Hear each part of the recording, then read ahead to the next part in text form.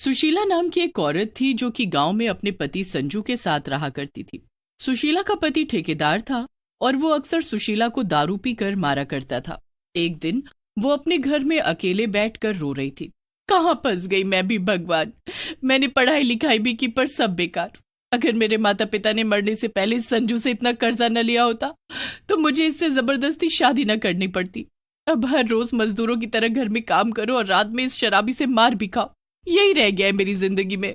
क्या क्या सपने देखे थे मैंने स्कूल में कि मैं शहर जाऊंगी, नौकरी करूंगी और खूब खुश रहूंगी, पर सब बर्बाद हो गया। इससे अच्छा तो मैं मर ही जाऊं।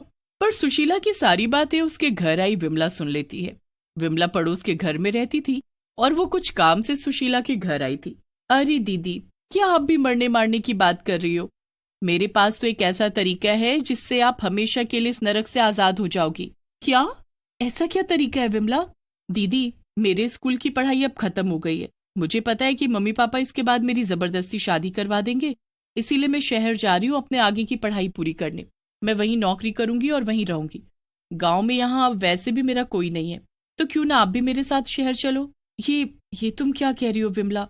यही कि आप भी मेरे साथ शहर भाग चलो, फिर कभी यहाँ मुड़कर मत देखना। हम दोनों वहीं रहेंगे और एक नई जिंदगी की शुरुआत करेंगे।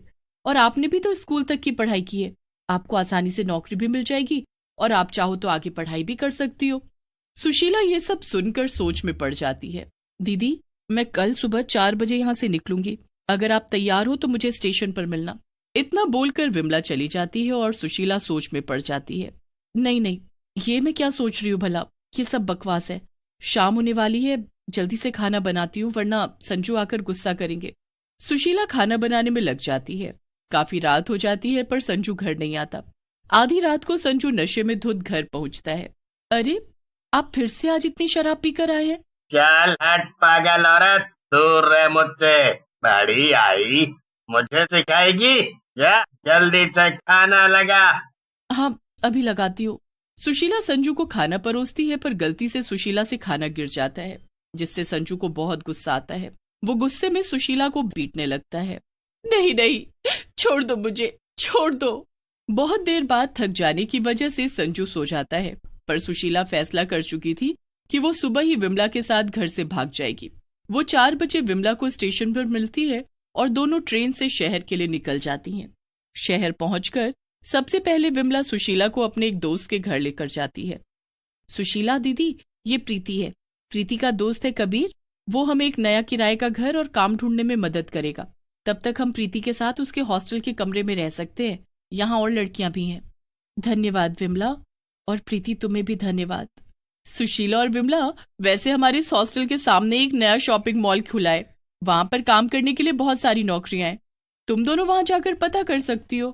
क्या? सच में? अब ठीक है, फिर हम दोनों शाम को ही वहां जाएंगे।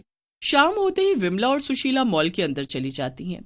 मॉल नया बना था, इसीलिए वहां पर ज्यादा भीड़ नहीं थी। विमला और सुशीला सीधा मॉल के ऑफिस में जाती हैं, जहां पर शॉपिंग मॉल का मालिक बैठा हुआ था। जी बताइए, आपको क्या काम है? दरअसल हम दोनों को यहाँ नौकरी चाहिए।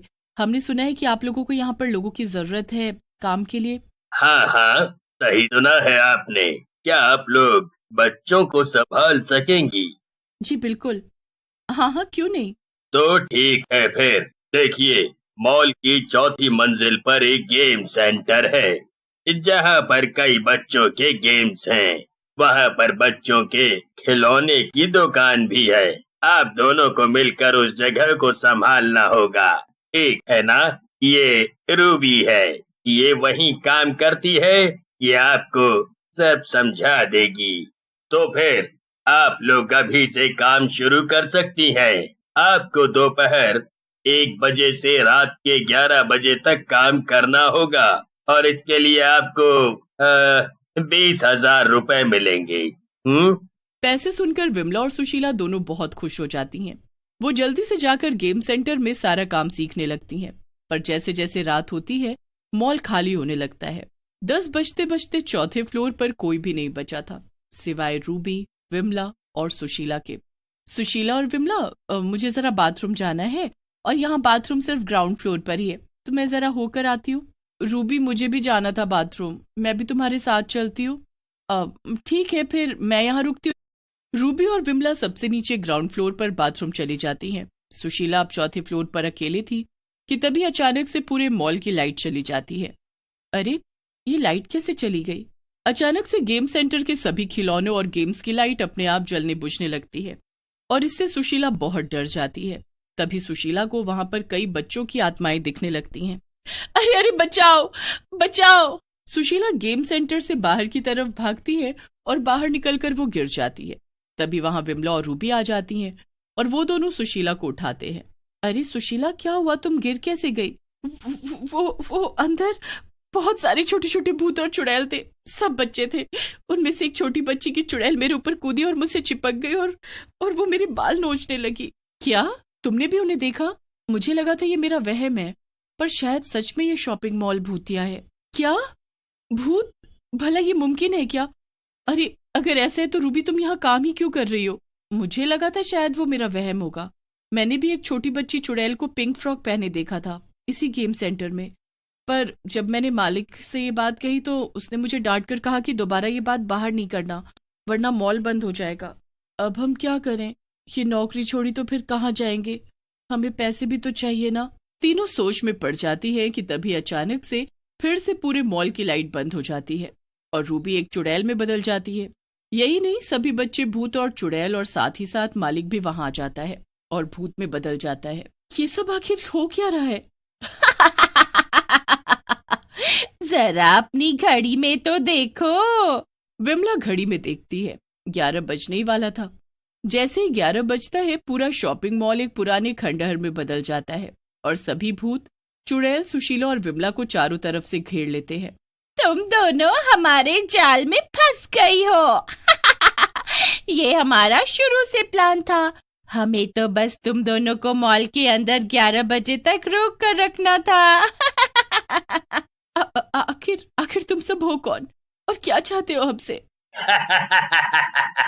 कुछ भी नहीं, मैं और रूबी तो बस एक भूतिया स्कूल के टीचर हैं और ये सब बच्चे हमारे शिष्य। हम दोनों तो इन्हें सिखा रहे थे कि कैसे इंसानों को बेवकूफ बनाया जाता है और उन्हें अपने जाल में फंसाया जाता है। तो इसके लिए तुमने 11 बजने का इंतजार क्यों किया?